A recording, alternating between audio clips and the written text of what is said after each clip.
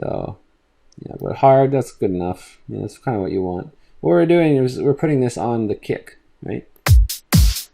See what happens. Oh yeah. So you can hear that the bloat of the kick got cleaned up a bit. And that's why you want to individually compress, especially drums. And actually you can individually compress drums and then make them all send together into, let's say, number 5. You can do that. You don't actually have to. It's just kind of an option for people that want really compressed, like slamming drums, right? You can compress them all again in another bus and then send it to master. Like you can make these treat number 5 as master, and then master, like then it sends itself to the master, right? That probably confuses the hell out of everyone, but anyway, we'll just ignore that. That's just kind of an advanced technique. But we want to put compressors on things that we feel need it. You know, drums are supposed to be, like, especially when it's at a higher peak, you know, and especially when it's supposed to slam, we want it to kind of have low dynamic range individually. We want it to smack right up against the limit whenever it cracks, right? We don't want it to be there for a second. We want it to just kablamo, right? That's one of the biggest reasons of compressor. And yes, I did just say kablamo. Prosecute me. But yeah, so let's hear the difference again. We'll start with the compressor on, and then off. You can hear like kind of an overshoot of bass, right? With this, no more overshoot. Wow. What happens if we raise the ratio? We get even more compressed kick sound, right? But a bit of the slam goes away.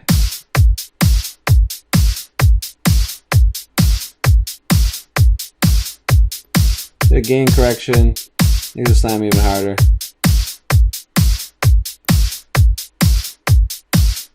Yeah, you don't want to change the attack much here. Quick attack is fine. Zero attack just means that as soon as it hits the level, it's already compressed, right? You want to have a little bit of overshoot, just to give some character to the sound. When it overshoots, it's not going to clip. It's compressed before it can get to that level. It just means that it'll have a bit of a sharper leading edge. But yeah, kick drum. It sounds crisper now. Here it sounds muddy. Yuck.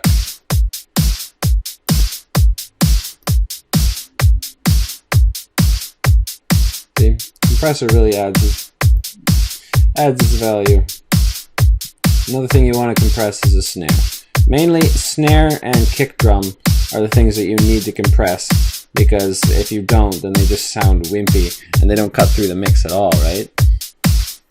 Like if you've been making music since you started this, or if you made music in the past and right now you just want to learn more advanced things and you want to, know all these things completely, you might have had an occasion where your snare and kick drum,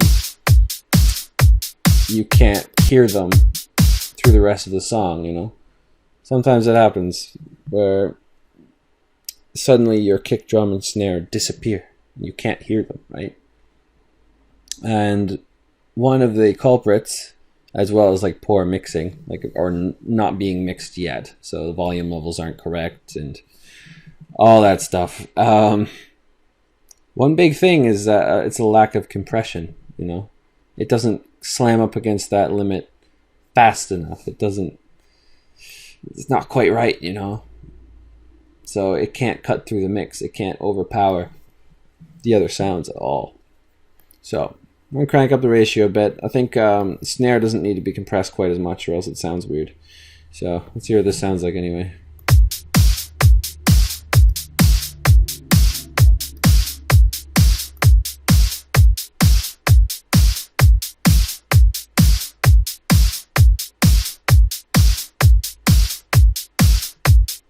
Actually, you can tell when you're stressing out Fruity Limiter, and really you should turn off Fruity Limiter when you're doing this. To be honest, all master compressors, turn them off when you're compressing something else, because sometimes you'll compress something and crank up the gain and it will redline, it will clip, and you won't know because the limiter is stopping it from clipping. But also what the limiter does is when you have a sound that's really loud, it decreases the volume of everything around it.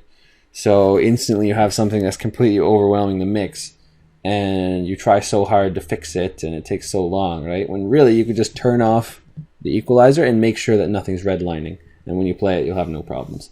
So really, when you're mixing, when you're compressing and everything, don't turn this on or this or any compressor on here. Don't turn them on until you're done with your gain, you're done with your volumes all across the board, you're done with your compression, and it sounds like nothing's clipping. It sounds coherent, it sounds nice, right? But it doesn't have quite enough punch. That's when you turn on the compressor and the fruity limiter, and then they do their jobs. But before then, they just ruin the sound of your project. So yeah, don't fall for that trap. That's what most people do. Most people have no idea. So anyway,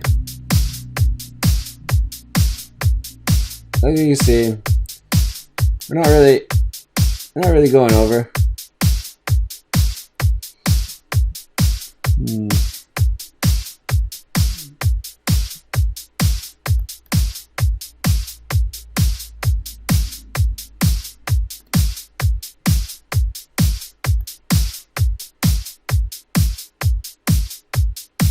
Alright, that's another example of how mixing and changing the volumes can really drastically change the sound of things. I noticed that this clap sound is completely overshadowing the snare. So we raise it, so we can lower it to just the right levels, and it sounds better. But we'll try compressing this clap as well. I think it needs a bit of compression. It's like the sound, when it's a drum, it should just instantly go bam, right? It should smack right up against the top and then instantly go down again, right? I'm just going to run a compressor on this clap here. And really, you want a compressor for drums because they say this clap, its waveform, it's going to have a loudest point and the softest point, or it's going to increase in volume and then fall again. But that's every time it hits, right? What you want is that the entire thing just to bam, be right at loudest volume and then down again. You know, you want it to be compressed. It's kind of hard to explain why you want that so badly, but I mean, if you understand compressors, you know why, right? So let's lower the threshold a bit, increase ratio a bit, and see what happens, basically. That's all music production is, and I've said it a million times. It's just all trial and error. We're doing the does this sound good or bad test right now. Ooh. Now, it did nothing good for this, actually.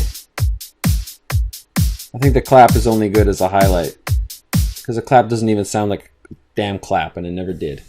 So, again, garbage in, garbage out, eh? Well, not really in this case. We know how to make it a bit better than garbage. We can make it like polished garbage. Sell it for a high price. Hell yeah. That's the very basics about compressors. But I just have to warn you, don't compress things too much, because then you just have a very unexciting track. If you turn on 3 compressors and a limiter and blah blah blah blah blah, right? Even after you mix your track and you decide to just compress the shit out of it, it's gonna sound really lifeless, you know? Say your song is really loud and it's supposed to have a quiet part. The quiet part's going to be just as loud as the loud part, you know? How fun is that? Any fun? No. Music, it's not meant to be that way. And in the early 2000s, pretty much all music was that way. But these days, producers are getting back into the mind space, the head space, that super duper mega ultra loud is not always the best way to go, to be honest. But yeah. Density Mark III, really easy to use. You just throw on a preset until it sounds good. So, throwing that in. I'll go over how to install VSTs a bit later on. But yeah, again, if you run into any of the issues that I ran into, which is it tried to load anything I wanted to load in the mixer, it tried to load it as a channel. Like it tried to load it as one of these, and it gave me an error, and it's just being really stupid. But what you got to do is delete your plugin database on, like, in your FL Studio folder, which is weird, but it's what you have to do. It won't ruin anything. It would just fix your problem for some reason. Yeah, let me know if you have that issue with installing third-party plugins like this one.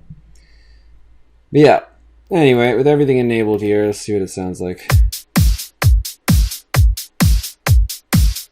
Yeah, we got a really heavy kick here.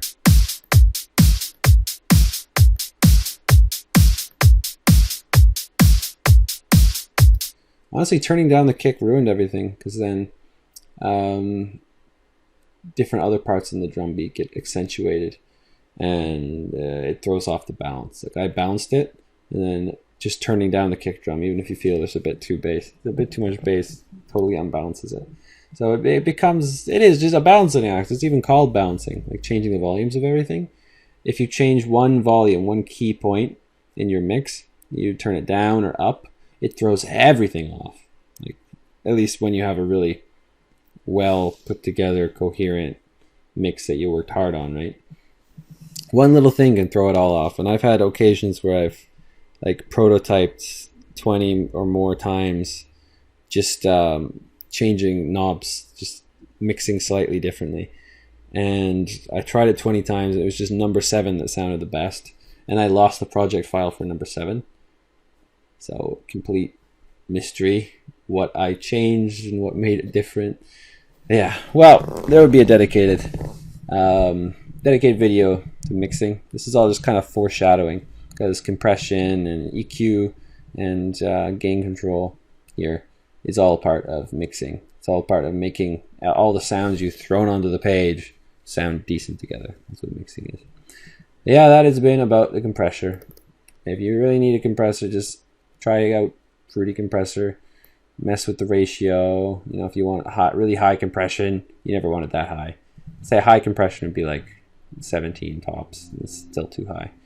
But yeah, you mess with the threshold and gain if it needs to be louder, and whatever you want to do. Just mess around until something sounds good, and then roll with it. That is how music production works. And that's how music works, you know.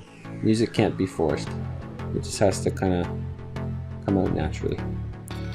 I'll see you in the next lecture.